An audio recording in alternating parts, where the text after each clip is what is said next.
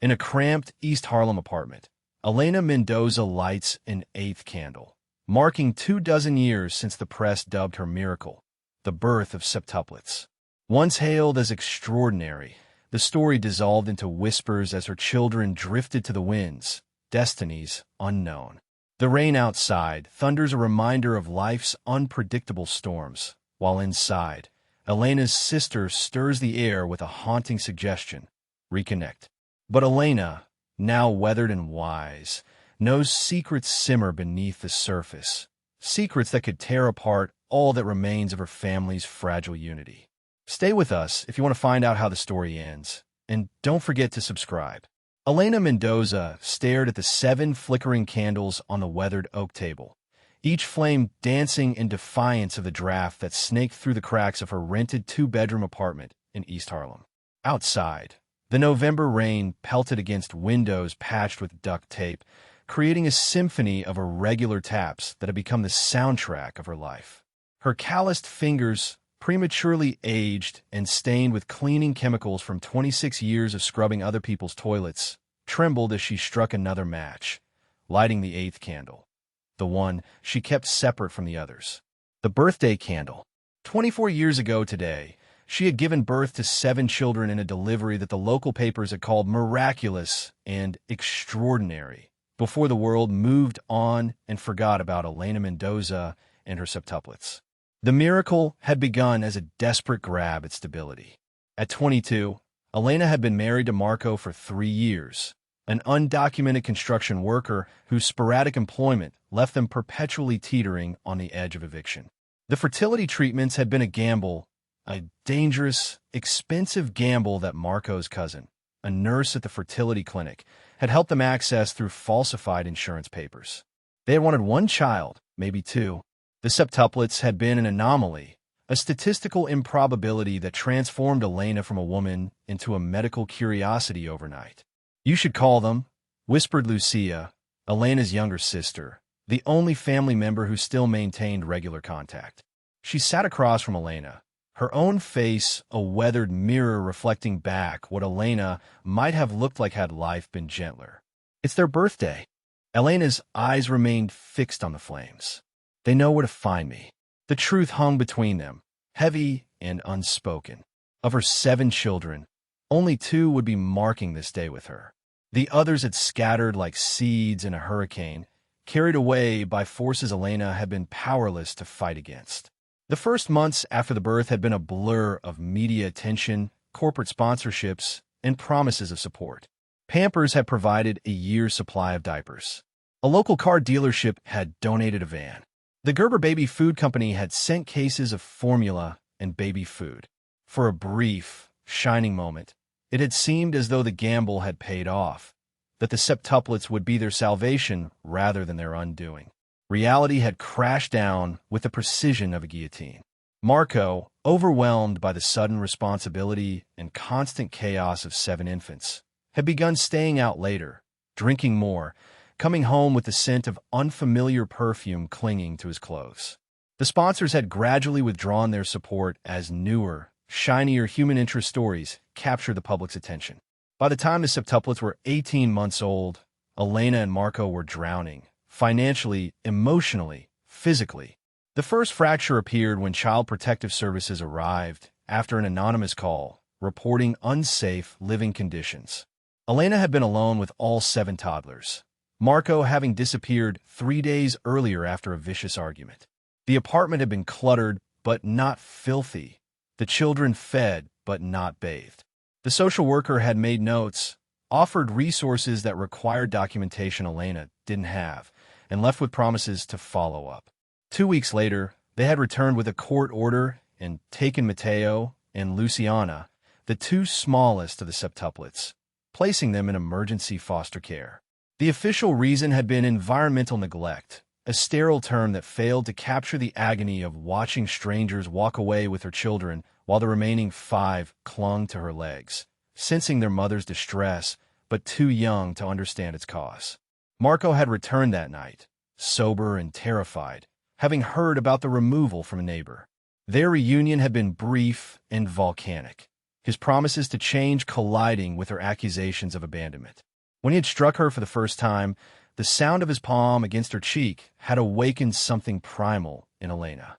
She had fought back with the ferocity of a cornered animal, leaving Marco bleeding and unconscious on their kitchen floor before gathering the remaining 5 children and fleeing to Lucia's basement apartment in Washington Heights. The legal battle for Matteo and Luciana had stretched on for 11 months, during which time Elena had secured a restraining order against Marco and filed for divorce. Working 3 cleaning jobs while Lucia watched the children, Elena had scraped together enough money for a lawyer who specialized in family reunification cases. The day the judge had awarded her custody of the twins had been the last time she had seen Marco alive. 3 days later, he had been found hanging in the apartment they had once shared, a suicide note pinned to his shirt that read simply, "I failed them all." Guilt had become Elena's constant companion, a shadow that lengthened and shortened but never disappeared entirely. Had she driven him to it? Could she have done more? Should she have stayed, endured the abuse for the sake of providing her children with a father? Questions without answers, wounds that festered beneath the surface as she struggled to build a life for 7 children on the wages of a cleaning woman without legal status. The second fracture had come when the septuplets were 8 years old. Elena had been working night shifts at an office building downtown, leaving the children in Lucia's care. A fire had started in the building's electrical system, forcing Lucia to evacuate with the 7 children in tow. In the chaos of the smoke-filled hallway, Isabella, the most willful of the septuplets, had broken free from Lucia's grasp and run back inside, claiming she needed to retrieve the stuffed rabbit she couldn't sleep without. Gabriel, the oldest by 3 minutes and self-appointed protector of his siblings, had followed her without hesitation. By the time firefighters had extracted them from the burning building, both children had suffered severe smoke inhalation. Isabella had recovered after 2 weeks in the hospital. Gabriel had not been so fortunate. The lack of oxygen had caused irreversible brain damage, leaving him with the cognitive abilities of a 3-year-old and subject to seizures that required constant monitoring. The hospital bills had been catastrophic.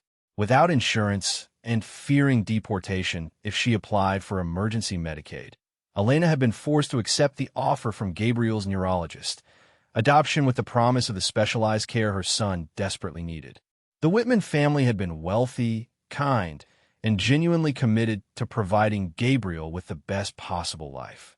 They had even promised to maintain contact, to allow Elena and the other children to be part of Gabriel's life. For 3 years, they had kept that promise.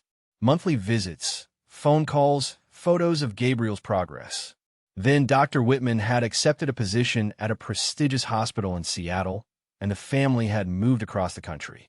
The visits had become annual, then sporadic, then ceased altogether. The last time Elena had seen Gabriel, he had been 14 years old and had no recollection of who she was, introducing himself politely as Gabriel Whitman, before asking if she was one of his mother's friends from the hospital. "Mama, we're here." The front door burst open, bringing with it a gust of cold air and the sound of laughter.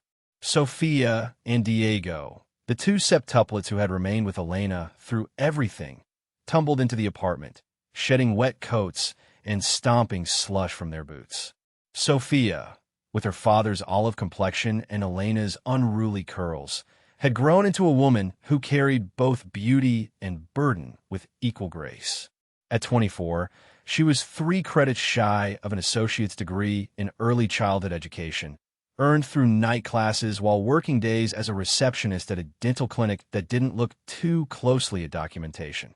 Diego, leaner and more solemn than his sisters, worked construction jobs like his father before him, but with a steadiness Marco had never achieved. His hands were already developing the same calluses Elena had earned through decades of labor, but his eyes held a quiet determination that gave Elena hope. He was saving for community college courses in electrical engineering, a dream he pursued with the methodical patience of someone accustomed to delayed gratification. "We brought cake," Sophia announced, placing a white bakery box on the table next to the candles. "And news," she added, exchanging a loaded glance with Diego. Elena felt her chest tighten. "What kind of news?" Diego pulled out his phone, tapping the screen before turning it toward his mother. "Isabella posted this today." Elena squinted at the screen, the image slowly coming into focus. Isabella, her Isabella, whom she hadn't seen in person since the girl was 17, stood in what appeared to be a hospital room, cradling a newborn wrapped in a blue blanket. Beside her stood a man Elena didn't recognize, his arm around Isabella's shoulders, his face beaming with unmistakable pride. "You're a grandmother," Sophia said softly. "His name is Marco, after Dad." The air left Elena's lungs in a rush, memories cascading through her mind like a deck of cards thrown into the wind. Isabella at 17, screaming that she hated Elena, that she was suffocating under the weight of being part of the famous septuplets, that she wanted a normal life away from the legacy of being one of 7. The scholarship to the private arts high school in Connecticut that had seemed like such a blessing until Elena realized it was slowly erasing her daughter's connection to her heritage, to her family, to her mother. The day Isabella had announced she was moving in with her host family permanently, that they were willing to become her legal guardians, that they could provide opportunities Elena never could. "Did she?" Elena's voice faltered. "Did she mention me?" The silence that followed was answer enough. Diego placed a gentle hand on his mother's shoulder. "She tagged everyone else in the family. Even Gabriel, though I doubt he saw it. Everyone else." The words hung in the air, a reminder of how thoroughly Elena's family had splintered. Of the 7 children she had brought into the world on this day, 24 years ago, only Sophia and Diego remained fully in her life. Gabriel existed in a parallel world as Gabriel Whitman, his identity as one of the septuplets erased by both circumstance and his condition. Isabella had reinvented herself as Isabella Reynolds, taking the surname of her host family and building a life that had no room for her origins. And then there were the 3 Elena thought of as her ghosts: Matteo, Luciana, and Raphael. After regaining custody of Matteo and Luciana from foster care, Elena had struggled to rebuild their bond. The twins had returned to her as strangers, with habits and expectations shaped by their 10 months in a middle-class foster home. They had asked for foods Elena couldn't afford, cried for toys that didn't exist in her world, and worst of all, had sometimes called out for their other mom in the depths of nightmares. By the time they were 12, the twins had developed behavioral issues that Elena, working 60-hour weeks to keep them all fed and housed, had neither the time nor the resources to address properly. When the school had suggested that the twins might benefit from specialized programs that Elena couldn't access without documentation, she had made the agonizing decision to allow their former foster parents, the Clarks, to adopt them legally. Unlike the Whitmans, the Clarks had never promised ongoing contact. The adoption had been closed at their insistence, a clean break that they believed would be less confusing for the twins. Elena had received 3 letters in the first year, updates with carefully curated photos showing Matteo and Luciana in their new soccer uniforms, at their piano recitals, on family vacations to places Elena had only seen on television. Then nothing. The letters had stopped, and the twins had vanished into the life the Clarks had built for them, becoming Matthew and Lucy Clark, their identities as Mendoza septuplets erased as thoroughly as Gabriel's had been. Raphael's fate had been the most painful, perhaps because it had been the most avoidable. The quietest of the septuplets, Raphael had been the child who seemed to feel everything most deeply. At 15, he had fallen in with a group of boys from the neighborhood, seeking the male guidance and acceptance that had been missing since Marco's death. When one of these friends had offered Raphael a chance to make easy money as a lookout for drug deals, Raphael had seen it as an opportunity to contribute to the family finances, to ease the burden on his exhausted mother. The first arrest had resulted in juvenile detention for 6 months. The second, just weeks after his release, had carried a harsher sentence due to the quantity of drugs involved. At 17, Raphael had been tried as an adult and sentenced to 7 years. Elena had visited faithfully every month, watching as her gentle boy hardened into a man whose eyes held secrets she couldn't access. 3 years into his sentence, Raphael had been involved in a fight that had left another inmate critically injured. The additional charges had extended his sentence by a decade. The last time Elena had seen Raphael, he had asked her not to return. "This isn't your fault, Mama," he had said through the glass partition, his voice tinny through the visitor's phone. "But seeing you hurts too much. It reminds me of everything I threw away." That had been 4 years ago. Elena still sent letters every month, most of which went unanswered. Occasionally, she would receive a brief note, clinical updates about prison programs, or generic assurances that he was doing fine. She had long since stopped believing him. "There's something else," Sophia said, breaking into Elena's reverie. She pulled an envelope from her purse. The paper creased and softened as though it had been opened and refolded many times. "This came to my apartment last week. It's addressed to you, but—" She hesitated, guilt flickering across her features. "I opened it. I'm sorry, Mama, but the return address, it's from Matteo and Luciana." Elena's hands shook so violently that she couldn't take the envelope. Diego gently removed it from Sophia's grasp and opened it for his mother, extracting several sheets of paper and a photograph. The photo showed 2 young adults standing in front of a colonial-style house, arms around each other's shoulders, their smiles cautious but genuine. Though it had been nearly 12 years since Elena had seen them, she would have recognized her twins anywhere. Matteo had Marco's build and jawline, while Luciana had inherited Elena's wide-set eyes and high cheekbones. They looked healthy, prosperous, wholly removed from the life they might have led had they remained with her. "They're graduating from college in May," Diego said, scanning the letter. "Matteo's getting a degree in business, and Luciana's going to be a social worker. He paused, swallowing hard. "They want to reconnect. They've been looking for information about us, about their birth family. The Clarks finally told them everything when they turned 21, but it took them this long to find the courage to reach out." Elena closed her eyes, overwhelmed by emotions too complex to name. Joy and grief tangled together, pride and resentment, vindication and shame.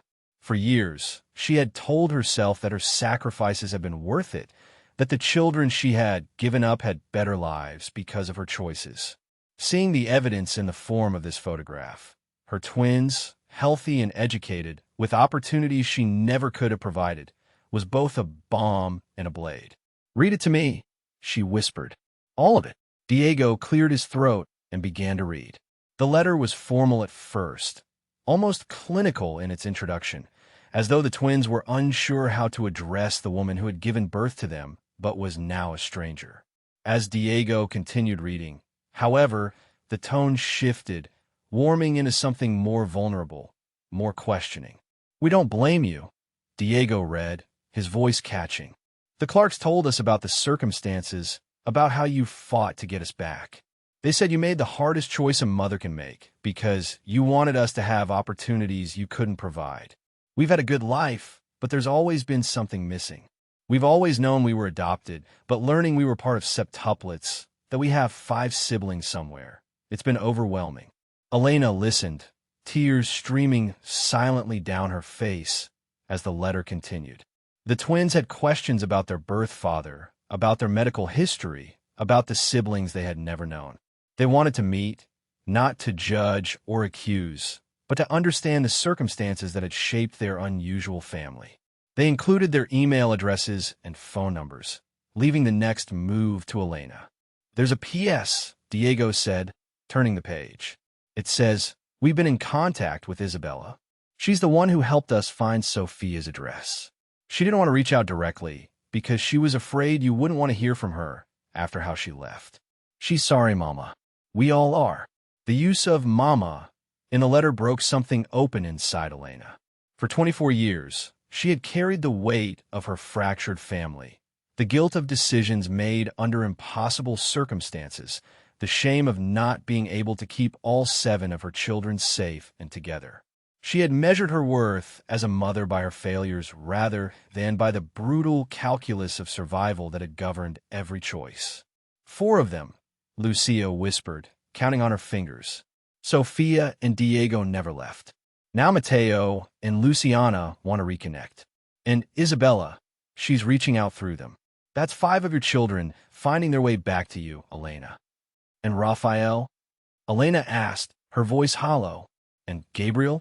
Sophia squeezed her mother's hand. One step at a time, Mama. Raphael will be eligible for parole in 3 years. And Gabriel, she hesitated, exchanging a glance with Diego. There's something about that, too. I found his adoptive sister on Facebook. She says the Whitmans' marriage fell apart years ago. Dr. Whitman moved to Boston for another job, and Mrs. Whitman has been raising Gabriel alone. He's in a day program for adults with cognitive disabilities. His sister thinks Mrs. Whitman might be open to reconnecting with us, especially now that Gabriel's getting older and she's worried about his future care. Elena looked at the candles on the table, still flickering despite the draft.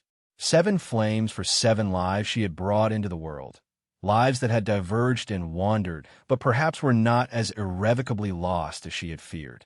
The 8th candle, the one she had lit for Marco, burned steadier than the others, protected by its position at the center of the arrangement.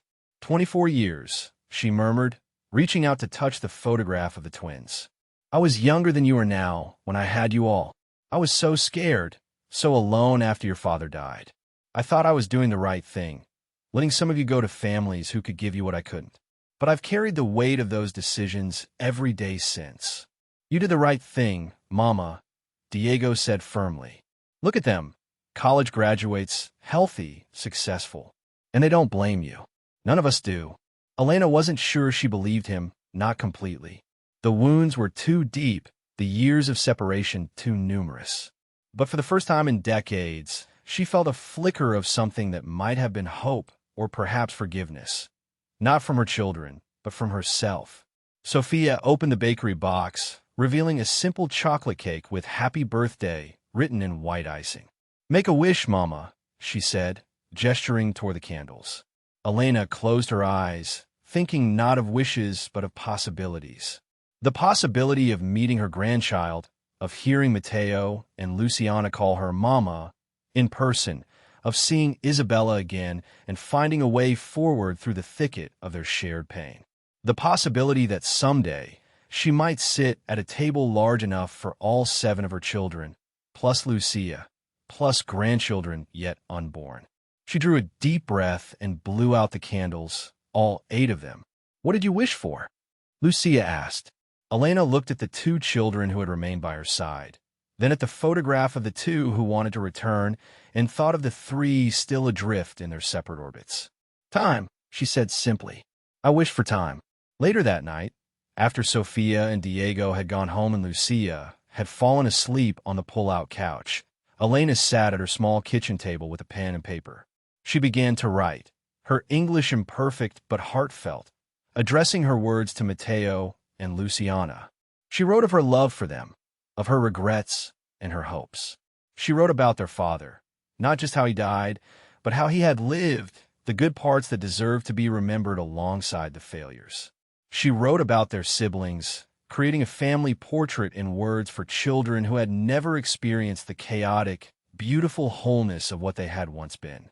When she finished, Elena turned to a fresh page and began another letter, this one to Isabella, then another to Raphael, and finally, one to Gabriel, though she wasn't sure he would be able to understand it. In each letter, she poured out 24 years of stored love, of missed moments and unspoken words. She wrote until her hand cramped and the sky outside her window began to lighten with the promise of dawn. 7 children, 7 letters, 7 different paths diverging from a single point of origin.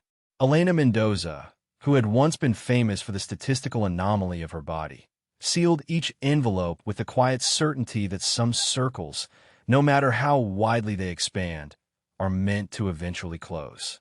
Not to their original starting point. That was impossible and perhaps undesirable, but to a new configuration that honored both the distances traveled and the connections preserved. She gave birth to 7 children, and 24 years later, the story of their family was still being written, one word, one letter, one reconnection at a time.